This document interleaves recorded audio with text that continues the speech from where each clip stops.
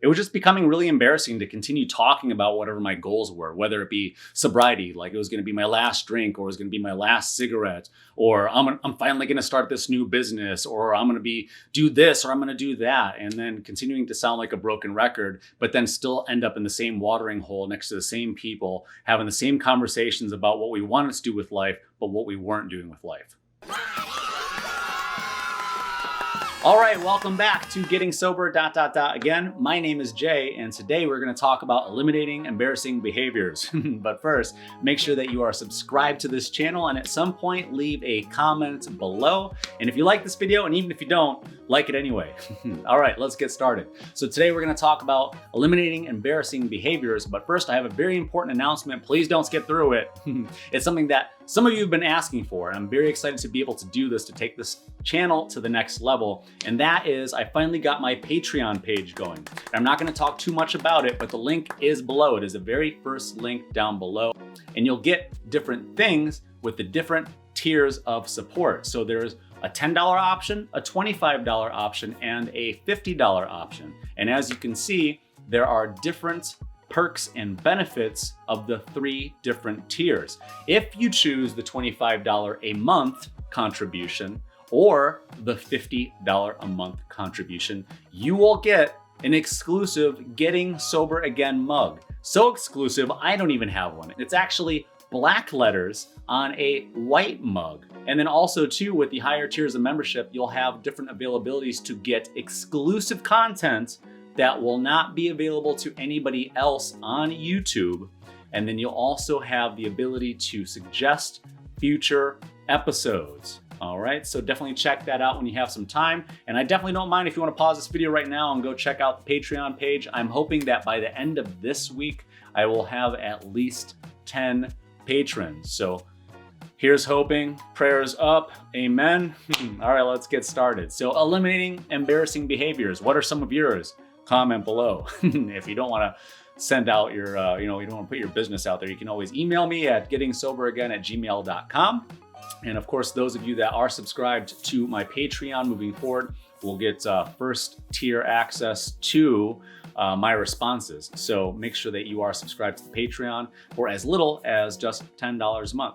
But eliminating embarrassing behaviors, I was always embarrassed about, I was tired of saying that I was going to quit drinking tomorrow, and then quit smoking cigarettes. I was like, once I finish this pack, I'm not going to buy another pack of cigarettes. And then the next day I'd show up at happy hour and I'd order a drink. Oh, it was a rough day. And I was like, I don't know, I'll quit this weekend, or I'll quit on Monday. I'm just too stressed out right now. And it's like, we're always enabling ourselves to not quit. We're always enabling ourselves to make worse decisions instead of better decisions. If that resonates with you, comment below. We get trapped in these endless cycles of depression and anxiety and letting ourselves down. And that was something I definitely needed to break myself out of.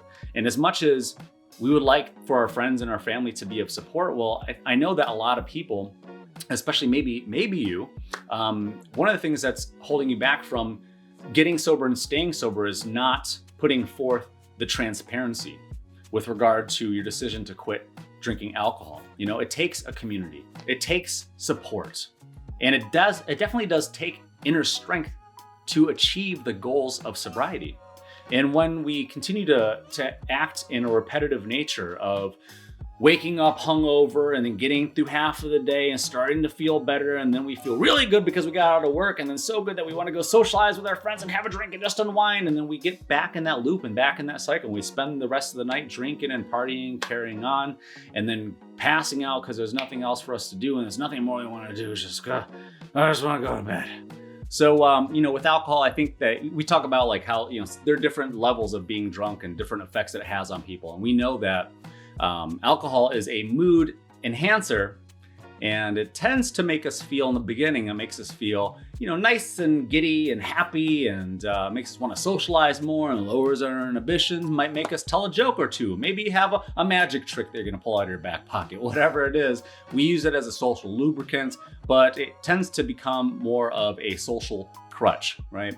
And for some of us, it has definitely stopped us from growing personally with our personal relationships. Maybe it's stopped us from growing professionally, and it's stopped us from really being able to count on ourselves on a daily basis, right? And that was the thing that was really important for me, is to be able to count on myself on a daily basis. I have all of these ideas for this podcast and other podcasts. You know, I'm a creative person. I'm an artist. I'm a photographer, videographer. I DJ. I make shirt designs. I'm a graphic designer. I do all kinds of stuff, but I don't have enough time in the day, even sober, to do all those things. But I definitely didn't have enough time in the day while I was drinking, because I was spending the end of my nights drinking myself to a point where I didn't care about doing anything anymore. What alcohol did to me is it just silenced all the anxiety temporarily, and then made me not care about any of my obligations that I was gifted with by the universe, by God, by my ancestors, wherever it came from all my life experience. I wasn't able to perform the way that I wanted to. I wasn't able to be the person that I wanted to be. And with that made me feel depressed, and it made me feel angry. And I would definitely come home. A lot of times I would come home and I'd hop on social media and I would see other people doing well in life, or getting the promotion that they wanted, or starting a new business, or getting new clients. And then I would start to become envious, and I would start to be angry about not just that they were doing well. I want everybody to do well, but I was angry at myself. And I was angry at the fact that I wasn't able to achieve what I wanted to achieve, because I was doing what? Self-sabotage. And I know that a lot of you, from your comments below, I know that a lot of you relate to self-sabotage. And then when we get in that cycle, we get in the loop of repetition, of negative repetition, using crutches like alcohol, we're limiting ourselves. You know, so not only at the end of my day was I limiting myself, and by going out and drinking, so I was wasting time, which is arguably the only actual currency that we have. We trade our time for fiat currency. And in the future, we're going to be exchanging our time for probably cryptocurrency, right? But I wasn't able to capitalize on more situations because I was wasting my time at the end of the night by drinking. And I was wasting the money that I had already exchanged my time for by going to a job that maybe I did or didn't want, or I didn't appreciate, or didn't want to do. So having to subject myself to a job that I didn't want, or I didn't like, and I definitely didn't appreciate. And I had to do stuff that I didn't want, and it wasn't serving my creative needs. And that wasn't all the time, but the commentary there is that I already traded my time for the money that I had. And then I was taking that money that I had, and then I was giving it to the bar, or I was giving it to the liquor store, or I was giving it to, whoever, to try to make me feel good artificially, to make me feel good just temporarily. And then the next morning, waking up hungover, waking up tired, not feeling like I was gonna seize the day. I didn't want to seize the day. All I wanted to do was just feel better. And how did that make me feel? Angry. That made me feel full of anxiety. It made me feel depressed, because I knew that in the past me, wasn't looking out for future me. And past me let current me, that next morning, it let me down. I let myself down. And then so that made me feel let down. It made me feel angry. It made me feel anxious. It made me feel depressed. And I was back in the loop again. And then I'd have to get through my day, my work day again, wrestling with the waves of anxiety that you feel, the anxiety that you feel, like that little speediness inside of in your chest, in your gut, that little uneasiness where you just feel like, that you didn't accomplish more, and you feel like you didn't accomplish more. So you feel down on yourself. And I didn't like feeling like that. And then I was just frustrated. I was frustrated with the world around me. I was frustrated with seeing people happy in real life, and seeing people happy on social media, and seeing people progress their lives in ways that I was just becoming envious of. And it was my fault. So then I would fall into a self-deprecating pattern. And with the self-deprecating pattern, it was just like, well, I have all this talent, and then I deserve more. Like seeing your own potential, right?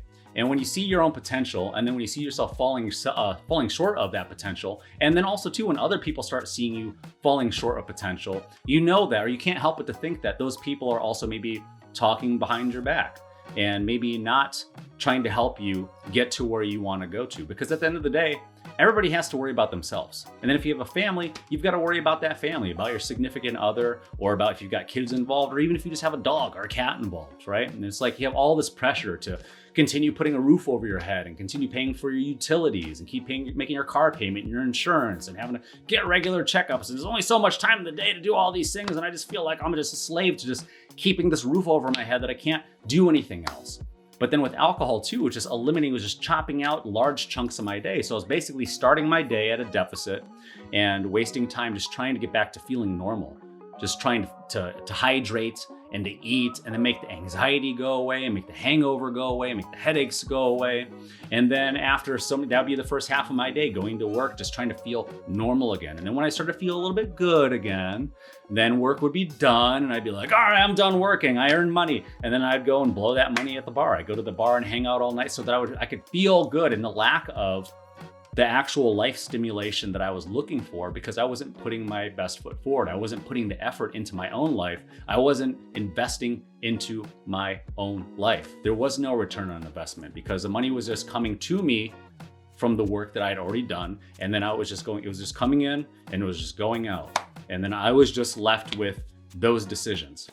I was just left with the weight, whatever little bit of weight that I'd felt and that I'd gotten from bar conversations, from drunk conversations, from party conversations, right? From the camaraderie of knowing that at least I know that I'm not the only one that's choosing to get drunk and to be drunk, because misery loves company, right? And then I was in a state of misery, and I see a lot of people in a state of misery. I see people start to slowly slur in their words, and their eyes get a little hazy, and doing all that stuff. And it's like, I was there too. Like, you've been there, I've been there, our friends have been there, and nobody wants to feel alone. And while we're stuck in this trap of alcoholism, we're looking for some sort of camaraderie. We're looking for some sort of community.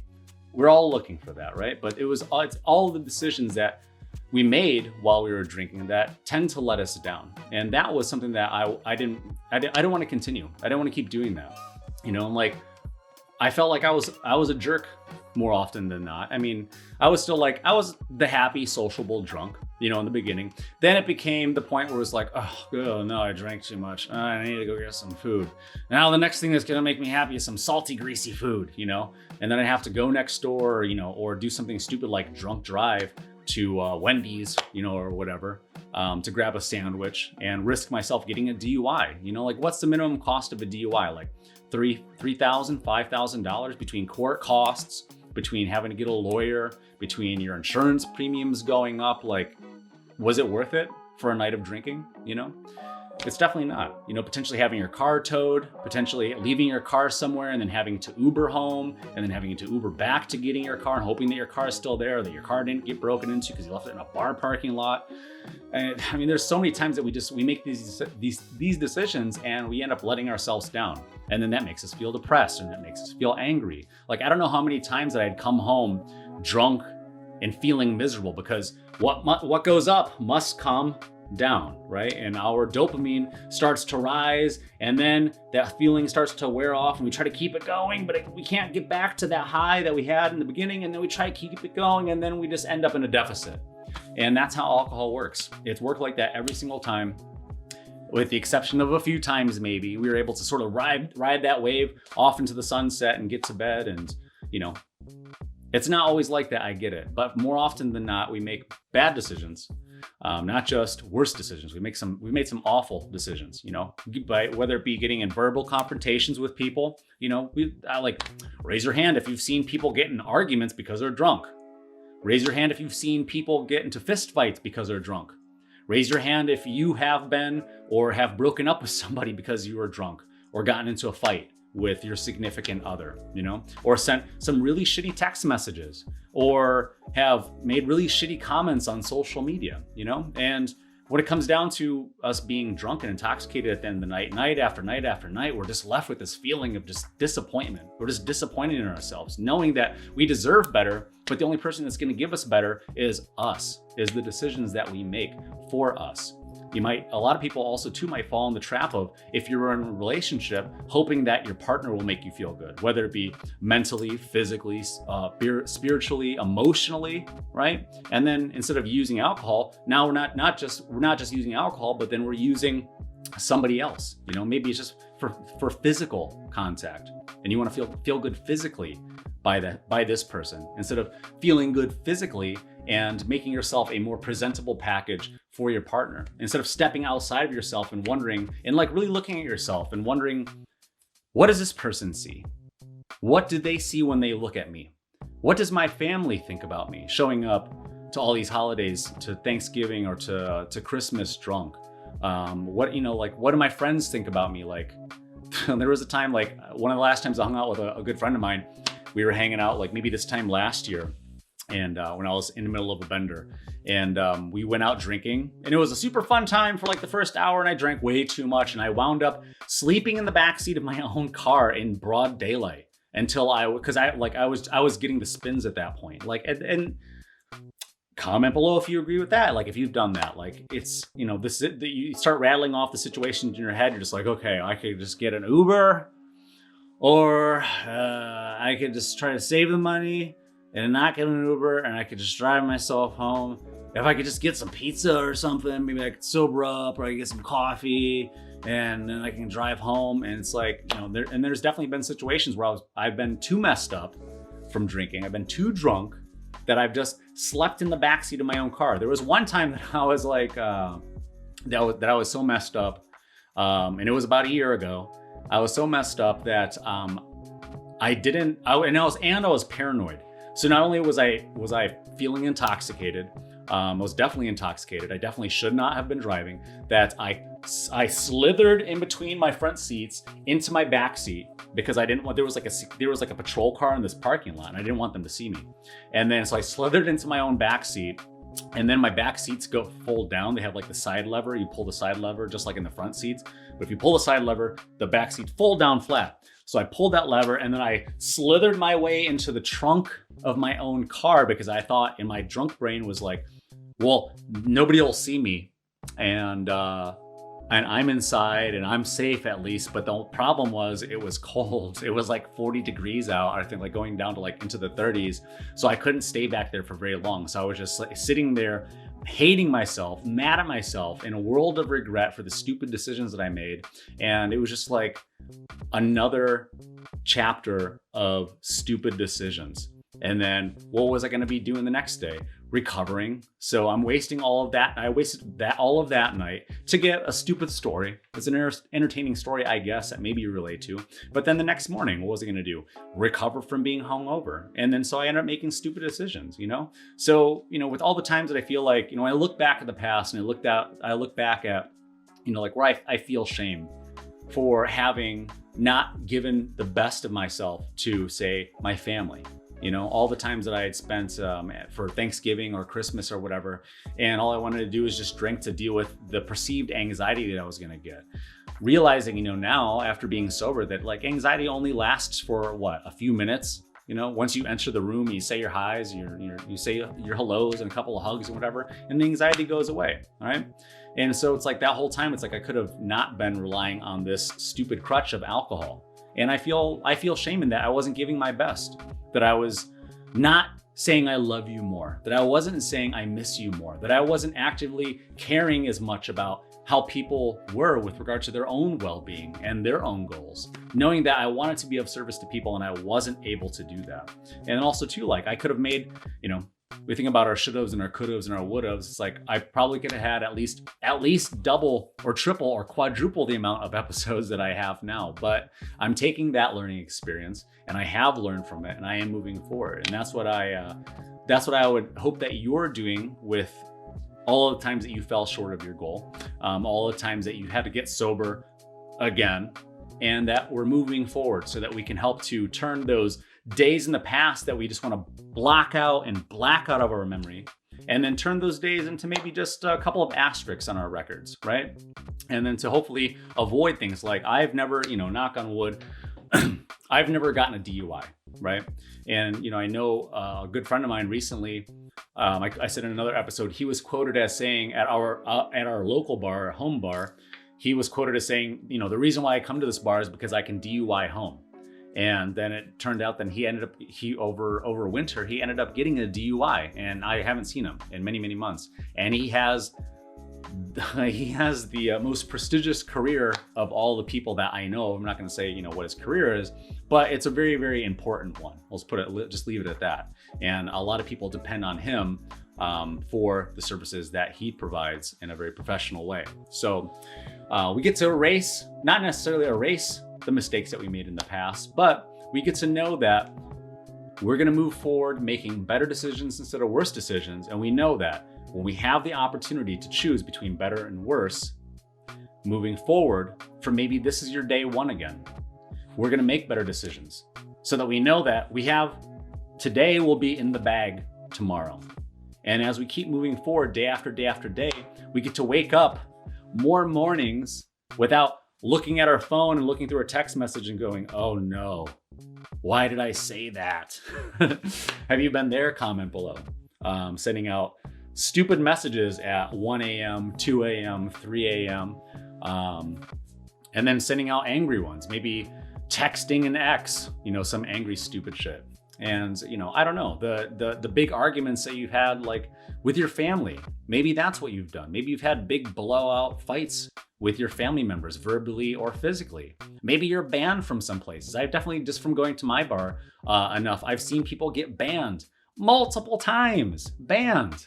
I've seen people have their car keys taken away from them. And that's a good move, but like I've seen people get banned and have their car keys taken away from them. And they like had to have their families called to come get them and get their vehicle out of the parking lot. I mean, it's ridiculous. So hopefully none of those situations apply to you, but if they do, comment below. And I hope that moving forward, you are making better decisions instead of worse decisions. I promise you that if you are making better decisions consistently, you will eliminate those red flags from your past. You will start to show people that's in your life, your friends, your family members, people in your community, that you are making a change for the better, that you care enough about yourself, that you're actually putting in the work to move forward. So that's going to conclude today's episode, and good luck on your journey. I look forward to hearing from you in the comment below. And if you haven't yet, please like this video, and I will see you in the next video.